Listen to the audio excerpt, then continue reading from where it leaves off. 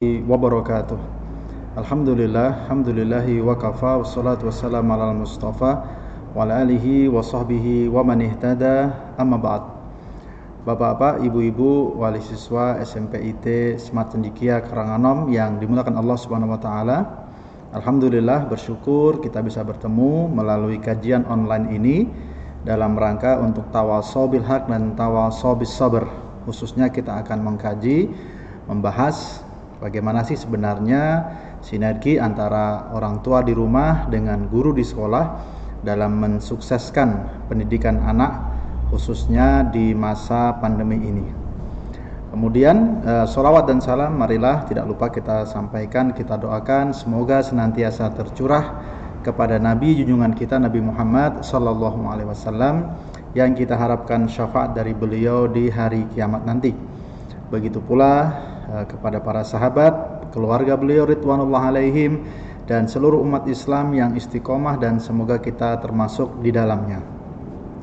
Bapak Ibu yang berbahagia, kita tahu bahwa hari-hari ini kita telah melewati dan masih menjalani masa pandemi COVID-19 di mana sebagian besar kekhawatiran sebagian dari kita hanya terkait dua hal. Yang pertama tentu kekhawatiran masalah kesehatan, karena setiap hari kita masih mendengar dari hari ke hari ternyata angka korban atau mereka yang terinfeksi virus corona itu masih terus tinggi, dan itu menunjukkan bahwa virus ini masih ada di sekitar kita, bahwa pandemi ini masih ada dan mengkhawatirkan kita dan orang-orang di sekitar kita. Jadi dari sisi kesehatan luar biasa masih sangat mengkhawatirkan. Kemudian juga biasanya yang terbahas adalah dari sisi ekonomi. Karena apa? Karena salah satu efek dari pandemi ini tentu banyak yang kemudian ada yang kehilangan pekerjaan, ada yang tidak mampu untuk membuka usaha dagangnya, dan kemudian belum lagi tentang masalah daya beli yang bisa jadi sebagian besar mengalami penurunan. Maka semua itu menjadikan kekhawatiran dari sisi kesehatan dan ekonomi. Tetapi ada satu hal yang kita hendaklah juga renungi, bahwa sejatinya yang perlu kita khawatirkan juga adalah dari sisi pendidikan. Apakah benar di masa pandemi ini pendidikan tidak terpengaruh? Tentu sebaliknya. Jawabannya adalah pendidikan anak-anak kita sangat terpengaruh.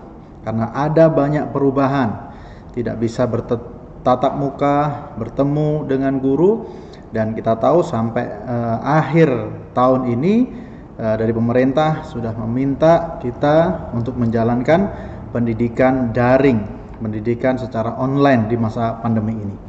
Karena itulah untuk menyambut awal semester ini kita perlu saling tawasau bil haq dan tawasau bil sabr, saling menguatkan komitmen kita selaku orang tua untuk benar-benar kita mampu menyambut tantangan ini. Kita siap, tentu saja ini bukan sesuatu yang mudah. Ini kondisi yang berbeda.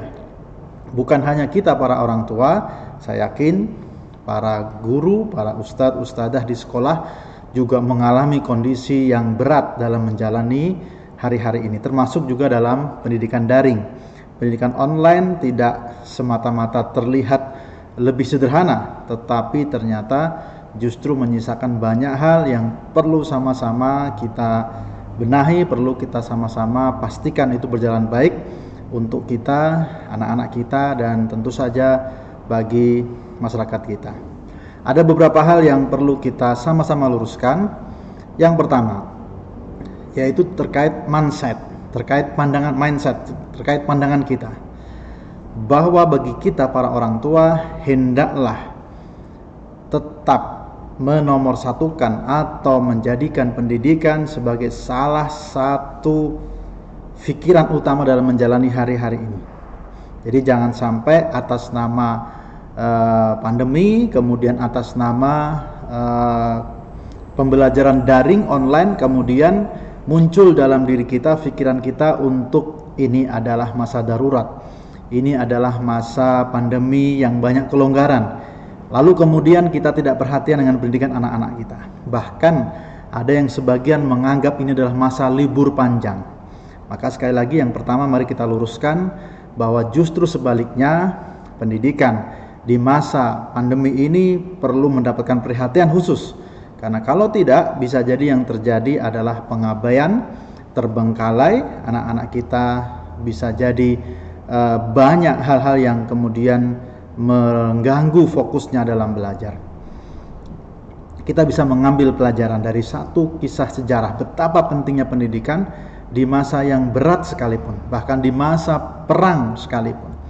Kita ingat pada waktu bom Hiroshima dan Nagasaki mengguncang dan meluluh lantakkan Jepang waktu itu, kita tahu sang kaisar tentu semuanya bersedih, semuanya mengkhawatirkan masa depan Jepang. Kemudian sang kaisar waktu itu kemudian bertanya, berapa jumlah guru yang masih tersisa. Dia tidak menanyakan tentang profesi-profesi lain, tidak menanyakan tentang aset-aset lain, tapi menanyakan berapa jumlah guru yang kita miliki. Kemudian mengumpulkan sisa-sisa guru yang masih ada dan kemudian bertekad untuk memperbarui pendidikan. Dan tidak perlu waktu lama, kita tahu ternyata hingga hari ini Jepang masih eksis, survive, dan sumber daya manusianya telah membuktikan ya kemajuannya melampaui bangsa-bangsa lain di Asia, bahkan berkejaran dengan bangsa-bangsa di barat. Jadi pendidikan bahkan ketika itu pada saat krisis perang dunia. Bagaimana dengan agama kita? Agama kita, Islam, syariat yang indah, yang sejak awal sangat-sangat memuliakan pendidikan, memuliakan ilmu, memuliakan orang yang memberikan ilmu, memuliakan orang yang belajar. Sudah tidak ada khilaf di sini. Kita tahu bagaimana Allah Subhanahu wa taala berfirman, yarfa'illahil ladzina amanu minkum walladzina utul ilma darajat. Allah Subhanahu wa taala meninggikan derajat orang-orang yang beriman dan berilmu di antara kalian. Jadi kedudukan orang yang beriman dan berilmu sangat tinggi di sisi Allah Subhanahu wa taala. Bahkan dalam beberapa riwayat sempat dibandingkan oleh Rasulullah sallallahu alaihi wasallam bagaikan bintang di langit yang terlihat kecil dengan bulan purnama yang sangat terlihat besar pada waktu puncak purnamanya. Jadi sangat berbeda. Nah, apa pelajarannya? Di dalam Islam kita diminta untuk terus berusaha, bersemangat dalam pendidikan meskipun dalam kondisi berat. Saya yakin Bapak Ibu mengalami kondisi yang berat. Entah masalah pekerjaan, entah masalah tugas, entah masalah kesibukan. Ada yang tetap tentu harus keluar rumah, lalu bagaimana mendampingi anak-anak selama liburan. Mindset yang pertama, mari kita yakini bahwa pendidikan ini harus terus kita jalankan, perhatiannya. Kita ingat bagaimana Allah Subhanahu wa taala berfirman mengingatkan dalam surat At-Taubah ayat 122. Disebutkan, "Wa ma kanal mu'minuna liyanfiru kafah walaula nafara min kulli firqatin minhum ta'ifat liyatafaqahu fid din wa liyundiru qaumahum idza raja'u ilaihim la'allahum yahdarun." Dikatakan tidak sepatutnya orang-orang mukmin itu semuanya pergi berperang. Mengapa tidak ada dari tiap-tiap golongan itu orang-orang yang bertugas untuk liyatafaqahu fiddin, untuk menjalankan pendidikan, untuk mencari ilmu, untuk belajar ilmu agamanya. Supaya apa? Liyundiru qaumahum, supaya ketika masanya sudah normal kembali, ketika semua sudah kembali, mereka bisa mengingatkan kaumnya supaya mereka bisa menjaga dirinya. Jadi Bapak Ibu yang dimuliakan Allah Subhanahu wa taala, ini menjadi satu hal yang jelas dan tegas di dalam Islam. Jangankan kondisi pandemi, dalam kondisi perang saja, dalam kondisi berperang tidak boleh semuanya berperangkat berjihad, tetap saja harus ada santri-santri, harus ada siswa-siswa, harus ada thalabul ilmi yang berupaya untuk eksis menguatkan pendidikan. Maka tentu kita tidak boleh kalah dengan kaisar Jepang yang paham akan hal ini. Jadi renungan ini yang pertama adalah agar supaya Bapak Ibu sekalian kita tetap bersemangat bahwa dalam masa seperti ini pendidikan tetap harus utama. Kemudian mindset yang kedua, yang perlu kita juga luruskan adalah Bapak Ibu, pendidikan sesungguhnya bukan hanya berbasis sekolah, bahkan sebaliknya, basis utama pendidikan adalah keluarga. Ini yang harus kita yakini, karena betapa banyak nyuwun sewu para orang tua dengan kesibukannya yang luar biasa, lalu merasa ketika sudah menitipkan anaknya di sekolah, menyekolahkan dan membayar SPP 100%, kemudian dia merasa bahwa itu sekarang sudah berpindah tugas dan tanggung jawabnya kepada para ibu guru, bapak ibu guru, para ustadz-ustadzah di sekolahnya. Tentu ini tidak tepat. Bapak ibu, kita harus malu kalau kita mempunyai pandangan seperti itu. Bukankah anak kita sejak awal begitu berbangga mendoakan kita dengan Rabbik firli wali walidayya warhamhuma kama rabbayani shaghira. Mereka bangga dan menceritakan dalam doa, yaitu meminta semoga Allah Subhanahu wa taala merahmati kedua orang tuanya karena mereka dulu telah mendidiknya ketika kecil, menyayangi dan mendidiknya ketika kecil. Jadi doa ini adalah satu isyarat bahwa sesungguhnya pendidikan tetap saja berbasis orang tua, berbasis keluarga. Dan tentu ini kita sama-sama tahu bahwa sesungguhnya jangan kitalah yang membentuk anak kita sejak awal, bukan sekolah. Disebutkan dalam hadis kullu mauludun yuladu ala fitrah, bahwa setiap yang lahir, bayi yang lahir terlahir atas fitrah. Lalu kedua orang tuanya lah yang kemudian menjadikan dia, mewarnainya menjadi Yahudi, Majusi, Nasrani. Naudzubillah summa naudzubillah. Maka demikian pula sesungguhnya sejatinya pendidikan sejak awal adalah kita, berbasis rumah. Maka di tengah pandemi ini kita tahu di program pembelajaran jarak jauh atau pembelajaran online, mari kita sadari hal ini. Kita harus siap menerima anak-anak kita dengan tangan terbuka.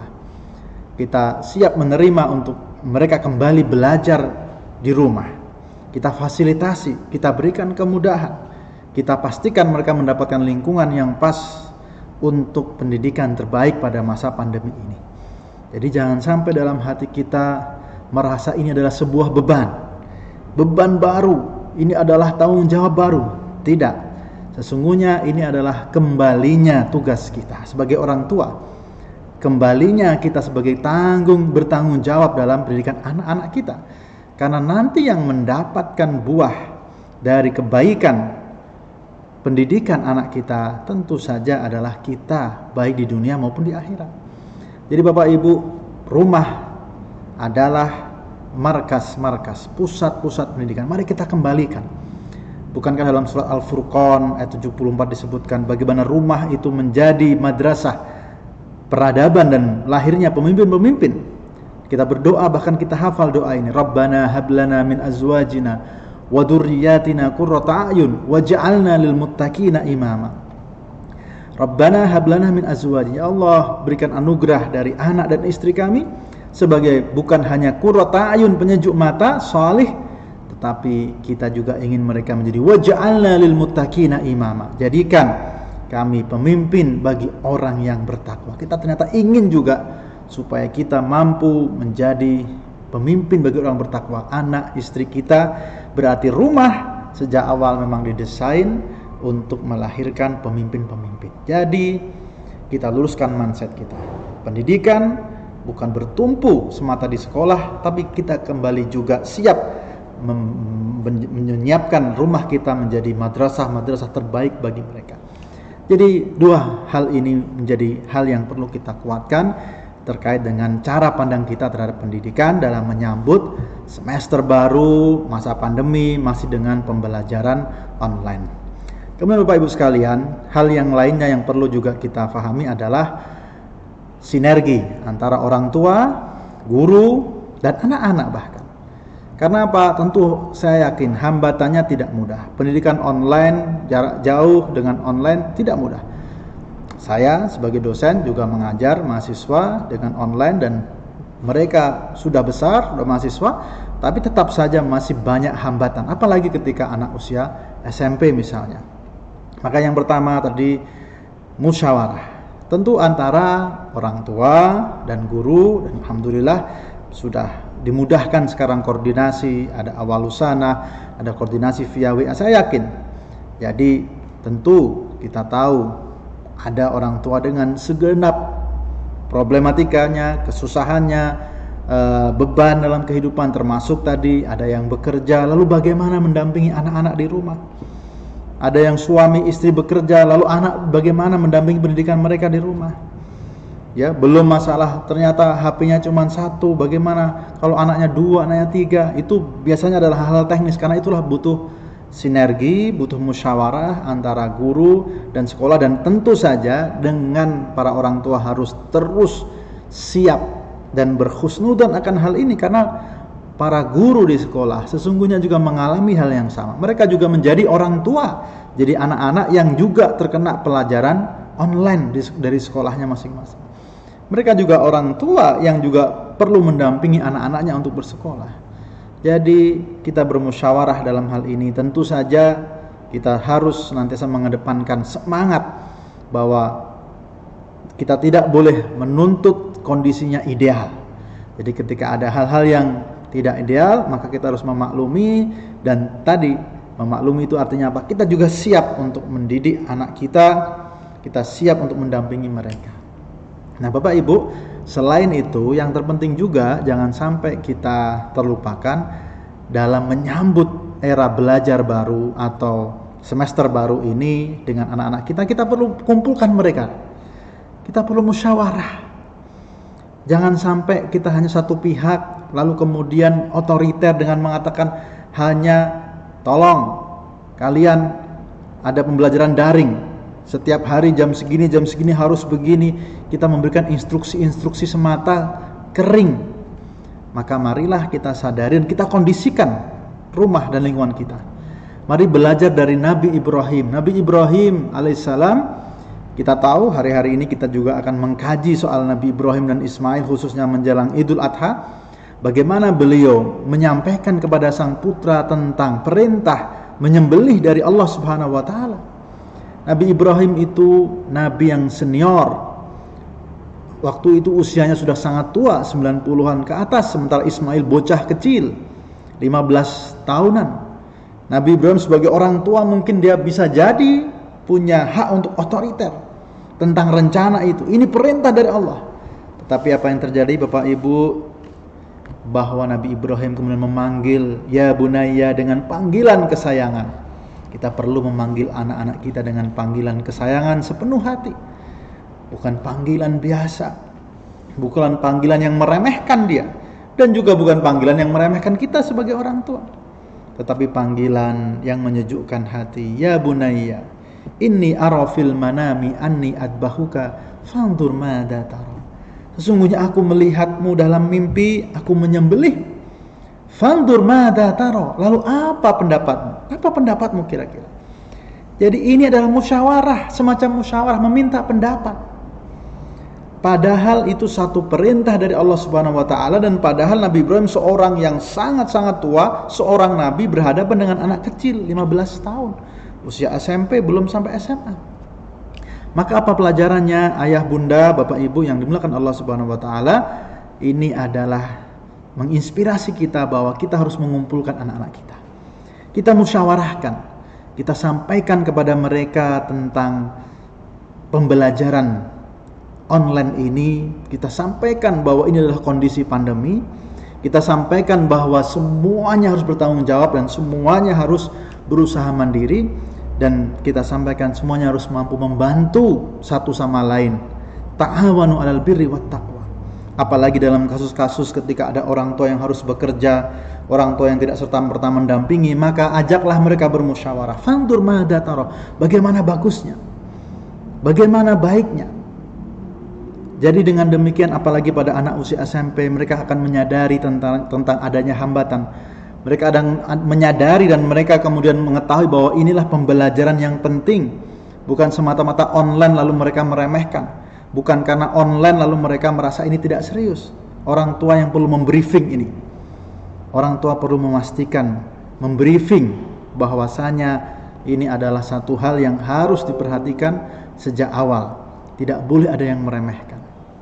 Kemudian Bapak Ibu, ayah bunda tercinta, Berikutnya yang perlu kita pastikan adalah bahwa dalam pembelajaran online ini sekali lagi tidak cukup kita hanya bermodal dengan HP, lalu kita sampaikan kepada anak kita perintah-perintah dari sekolah, kemudian kita tidak punya waktu kebersamaan untuk membimbing, tidak punya kedekatan.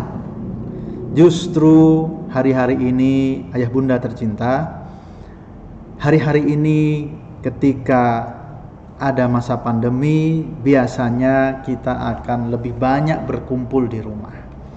Maka begitu pula dengan masa pembelajaran online ini, jangan sampai kita kehilangan kebersamaan. Mungkin memang ada yang tetap bekerja, tetapi jangan sampai kehilangan kebersamaan dan kedekatan. Jangan sampai kita jarang ketemu, tidak pernah menanyakan mereka tentang online ini, bahkan tidak pernah membimbing dan memantau dan mengawasinya. Kita ingat bagaimana Nabi Ibrahim sempat berjauhan jarak karena berdakwah dari Ismail. Tapi ketika begitu pulang dikatakan falamma balagha ma'ahu sa'ya, ketika sampai diajak terus untuk berjalan bersama-sama. Maka ini adalah satu cerminan bahwa orang tua perlu menguatkan kedekatan, perlu menguatkan komunikasi juga, membimbing anak-anak mereka ketika sedang pembelajaran online. Dan kita tahu bahwasanya kadang kita itu yang memberikan jarak. Kita berkomunikasi dengan anak-anak kita bukan komunikasi terbuka, fangdur madza tara. Kita hanya senantiasa mengevaluasi seperti sipir penjara. Kita katakan sudah sholat belum, sudah belajar belum, sudah ngerjain tugas belum. Tapi pernah gak kita bertanya kepada mereka apa yang mereka inginkan, apa yang mereka cita-citakan, apa hambatan yang mereka rasakan dalam pembelajaran online ini, apa yang masih menjadi pikiran mereka dalam hari-hari pandemi ini, apa yang mereka inginkan di masa yang akan datang. Inilah pertanyaan-pertanyaan yang membuat mereka bersemangat. Jadi Bapak Ibu, mari kita jaga kedekatan kita. Caranya bagaimana? Caranya adalah tentu berkomunikasi dari hati ke hati. Tidak cukup kita ajak makan bersama, tidak cukup kita ajak jalan-jalan bersama padahal situasi masih belum memungkinkan. Maka di rumah kita bisa lebih dekat. Kita ajak dalam ibadah bersama, kita ajak dalam zikir bersama, dan tentu saja dengan berdialog bersama. Bapak Ibu, ayah bunda yang tercinta, kemudian tidak lupa adalah bagi bapak dan ibu sendiri, suami dan istri, pastikan harus kompak di masa pandemi ini. Pastikan rumah itu adalah lingkungan belajar yang memadai. Kita siapkan, kalau perlu kita fasilitasi tentu dengan sesuai kemampuan kita. Kita berikan meja belajar, kita berikan buku, ya, kita berikan hal-hal yang mendukung pembelajaran online ini. Tetapi sekali lagi, ya, itu sangat-sangat bermakna kalau kita menciptakan lingkungan yang baik di rumah kita. Antara suami dan istri harus mampu menjaga emosi. Tak jarang anak-anak kita semangat ke sekolah bukan sekedar ingin bertemu orang tua, bukan bertemu guru atau temannya, tetapi dia semangat ke sekolah jangan-jangan naudzubillah karena jenuh dengan kondisi rumah, karena sumpek dengan pertengkaran suami dan istrinya. Mohon maaf, karena pertengkaran orang tua, yaitu bapak dan ibunya, karena sedih dengan hal itu. Maka Bapak Ibu tercinta, mari kita jadikan rumah kita adalah rumah yang kondusif untuk pembelajaran anak-anak kita, rumah yang nyaman. Kalaupun kita ada pertengkaran suami istri wajar, tetapi jangan jadikan itu sesuatu yang menjadikan mereka ketakutan dalam emosi. Perlu sinergi, apalagi tadi ketika ada yang bekerja. Sekali lagi, ini bukan tugas mentang-mentang bapaknya bekerja lalu memberikan semua tanggung jawab ini kepada sang istri, ibu di rumah yang tidak bekerja misalnya. Maka ini pasti akan menjadi salah satu hal yang bisa mengganggu komunikasi itu, mengganggu lingkungan yang ingin kita ciptakan di rumah itu. Jadi jangan sampai Bapak Ibu sebagai suami dan istri kemudian gagal menciptakan lingkungan yang kondusif untuk pembelajaran anak-anak kita. Kemudian juga yang perlu kita sadari, Bapak Ibu, ayah bunda tercinta, bahwa dalam masa pandemi ini sangat-sangat penting kita selain juga memperhatikan apa yang menjadi tugas di sekolah, kita juga perlu lebih mendalam menjadi murabbi, pendidik bagi mereka. Dengan cara apa? Kita bisa mengenal mereka lebih mendalam sesungguhnya apa yang mereka butuhkan. Kita bisa mengenal potensi mereka, hobi mereka, skill mereka. Dan itu kita juga fasilitasi. Bukan hanya pembelajaran itu pasif menunggu tugas-tugas dari sekolah semata, tidak. Tetapi kita sebagai orang tua juga pendidik utama. Kita lihat apa kecenderungan anak-anak kita. Kita lihat bagaimana Rasulullah SAW ketika melihat Ibnu Abbas, beliau segera mendoakan, Allahumma faqihu fid din wa alimhu ta'wil. Ya Allah, berikan dia pemahaman dalam agama dan ilmu tafsir.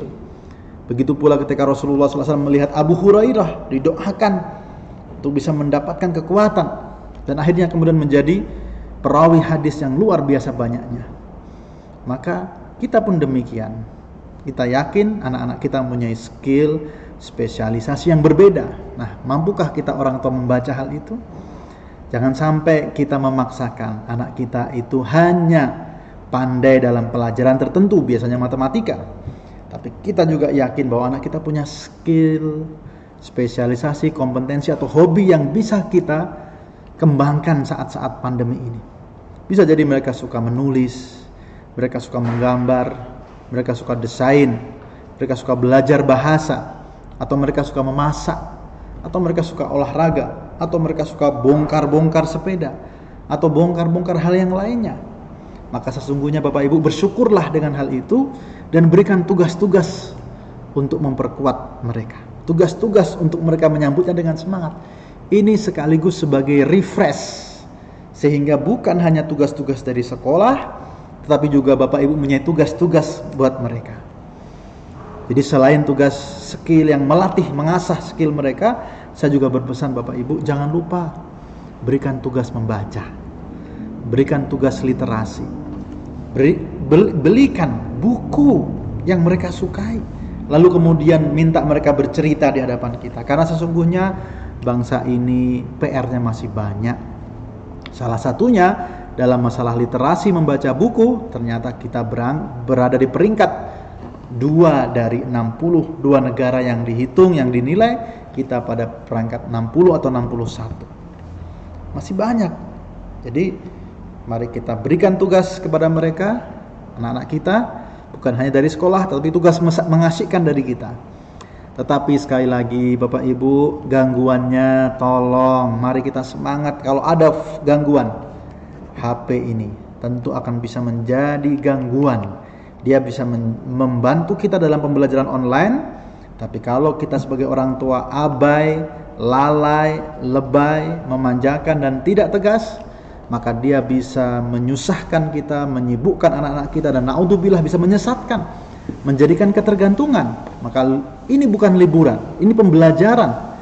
Maka ini untuk pembelajaran, bukan untuk bermain-main semata, apalagi untuk hal-hal yang tanpa manfaat. Ingat bahwa seorang muslim, salah satu kebaikannya adalah dia meninggalkan hal-hal yang tanpa bermanfaat. Bapak Ibu sekalian, hati-hati dengan penggunaan HP.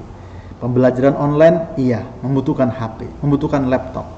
Tapi tidak berarti kemudian memberikan mereka akses seluas-luasnya tanpa kita bisa mengawasi, tanpa kita bisa menasihati, tanpa kita bisa mengontrol. Sesungguhnya memanjakan itu mudah. Semua orang tua ingin memanjakan anaknya. Tetapi yang susah adalah mengawasi dan berlaku tegas, karena itu sangat penting untuk masa depannya. Yang terakhir, ayah bunda tercinta, Bapak Ibu sekalian yang dimuliakan Allah Subhanahu wa taala, tentu saja semua ini harus kita kuatkan dengan penguatan dari sisi ruhiyah. Ajak anak-anak kita untuk terus bersemangat di dalam menjalankan amal-amal ibadahnya. Sholatnya, tilawahnya, zikirnya, kita ajak. Kalau ada waktu kelonggaran, kita sempatkan untuk kita berzikir bersama mereka pagi dan petang, dan lebih-lebih lagi tentu saja sebagaimana Luqman Al-Hakim, beliau wahwa ya'iduhu, punya kesempatan untuk memberikan nasihat kepada anak-anaknya. Di masa pandemi ini mari kita juga buat majelis-majelis keluarga kita, halaqah-halaqah dalam keluarga kita. Mungkin antara maghrib dan isya tidak banyak, mungkin seminggu sekali, seminggu 2 kali, tapi di dalamnya kita memberikan nasihat kepada anak kita, di dalamnya mereka juga mengungkapkan apa yang ingin mereka sampaikan. Sesungguhnya ini insya Allah bagian dari penguatan kedekatan orang tua dan anak. Jadi mari kita kuatkan dengan ruhiyah yang baik.